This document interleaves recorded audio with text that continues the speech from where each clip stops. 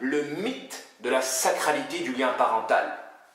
En effet, alors là, les imams sont unanimes pour dire que le lien parental est sacré.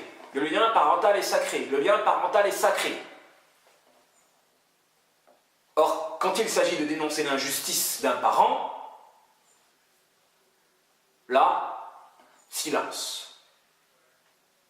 Le silence vis-à-vis de l'injustice nous rend complices de cette injustice-là. Et ce n'est pas le lien de parenté qui doit nous pousser à nous taire vis-à-vis de l'injustice.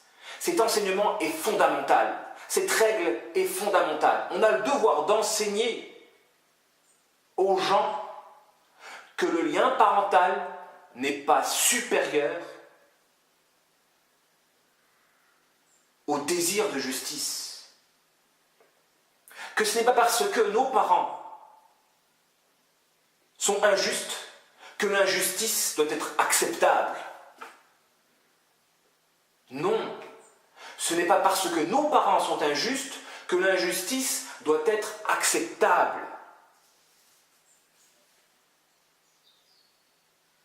La sacralité du lien parental est quelque chose de relatif.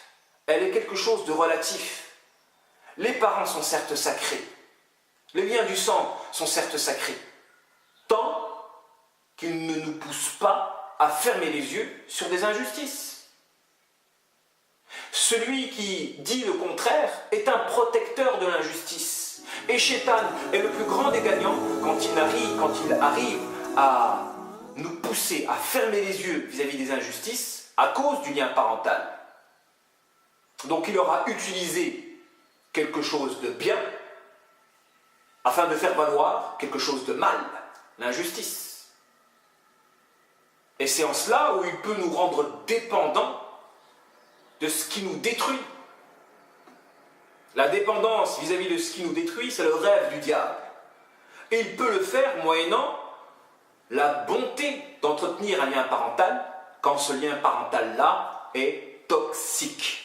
Quand le démon parvient à nous pousser à entretenir un lien parental toxique grâce à tous les hadiths justement qui vantent le fait d'entretenir le lien parental, alors il peut se réjouir de nous détruire par nos belles actions.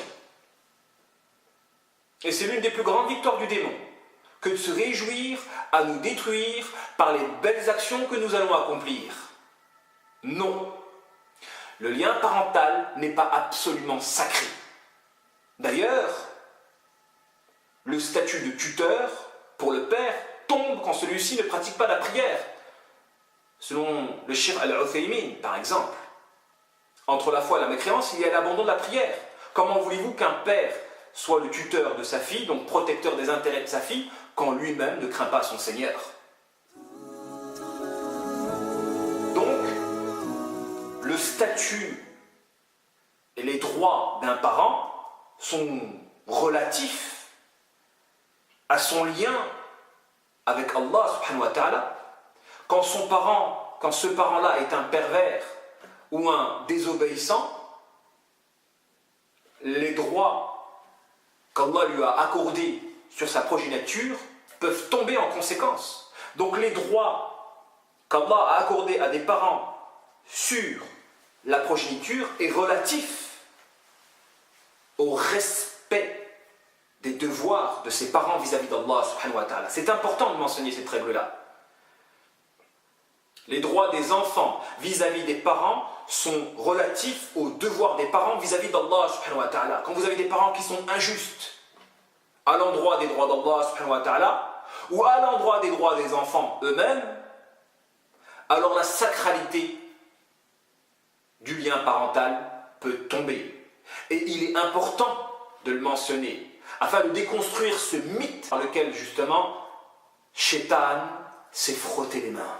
Ah oui, Shaitan s'est frotté les mains quand il a réussi à faire croire que le lien parental était quelque chose de sacré de manière absolue, jusqu'à nous pousser à nous détruire par nos bonnes actions illusoires.